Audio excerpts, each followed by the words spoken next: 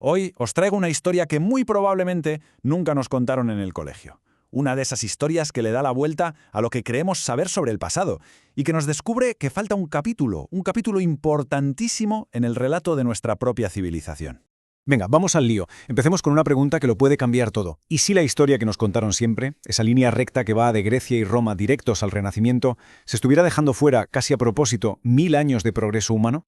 A ver, si miramos esta línea del tiempo, seguro que nos suena familiar del instituto.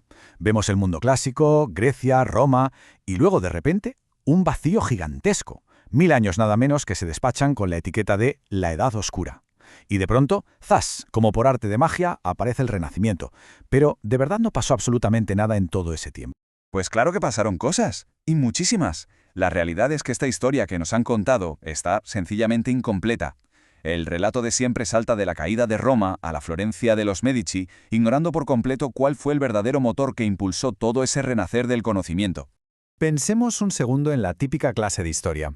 Empezamos en Mesopotamia, Egipto, luego pasamos a Grecia, Roma, y de repente pegamos un salto que no tiene ni pies ni cabeza. Nos dicen que la civilización occidental nació allí, en el Creciente Fértil, pero es que justo después abandonamos esa parte del mapa durante casi 1500 años. No tiene ninguna lógica. Esta analogía es que lo clava, de verdad. Es absurdo reclamar un origen y luego ignorar por completo cómo evoluciona. Es como si dijéramos que la civilización se tomó un milenio sabático y volvió de repente, súper inspirada, justo a tiempo para el Renacimiento. La verdad, por suerte, es muchísimo más interesante que eso. Porque mientras Europa, pasaba por un periodo bastante gris, en otra parte del mundo estaba floreciendo una de las civilizaciones más avanzadas y vibrantes de toda la historia de la humanidad, la Edad de Oro Islámica. Y aquí es donde la historia da un vuelco tremendo. Fijaos bien, estamos hablando de hace más de 1000 años. Ciudades como Bagdad o Córdoba no eran sitios oscuros y atrasados. ¿Qué va? Tenían alumbrado público en las calles, agua corriente, alcantarillado. Había hospitales con atención médica gratuita para todo el mundo. Y universidades, las famosas casas de la sabiduría, con bibliotecas que guardaban cientos de miles de libros. Cientos de miles. Y claro, de estas casas del saber salieron innovaciones que hoy definen nuestro mundo. Por ejemplo, el álgebra, que viene del árabe al-jabr, algo así como la reunión de las partes rotas. Al-Khwarizmi no solo le puso nombre, sino que desarrolló todo el sistema para resolver problemas complejos de forma metódica. Es que es el lenguaje de las matemáticas que usamos hoy. Por cierto, de su nombre viene la palabra algoritmo. Casi nada. Pero quizá el avance más brutal, el que es la base de todo el conocimiento moderno, es este.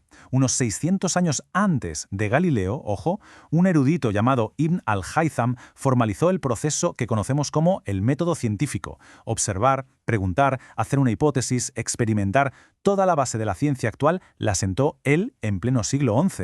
¿Y en medicina? Pues tenemos a Ibn Sina o Avicena, como se le conoció aquí en Europa. Un auténtico revolucionario. Fue el primero en proponer algo que hoy nos parece de cajón, que es mejor prevenir que curar.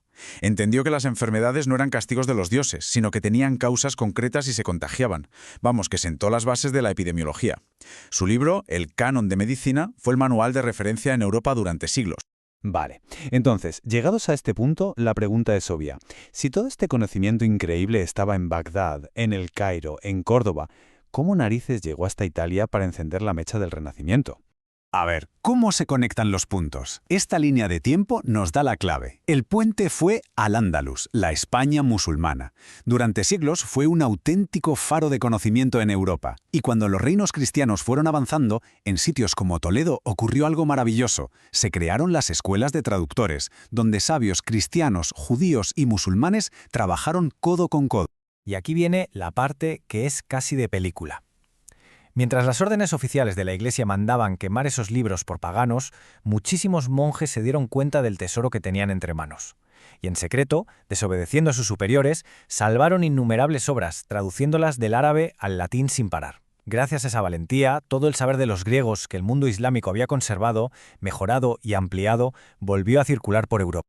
Así que, como vemos, este legado olvidado no es una simple anécdota de la historia. No, está grabado en nuestro día a día, en las palabras que usamos, en la comida que nos encanta, está en la propia estructura de nuestro pensamiento.